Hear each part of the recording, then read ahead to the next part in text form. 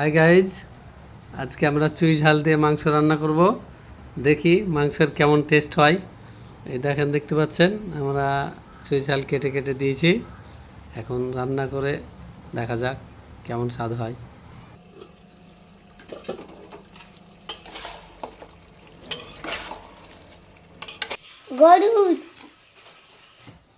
চুই ঝাল দিয়ে মাংস রান্না কমপ্লিট। এখন আমরা খাবো, দেখি কেমন টেস্ট।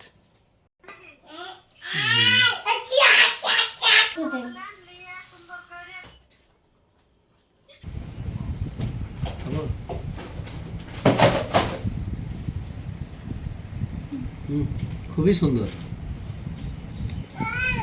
অসাধারণ স্বাদ।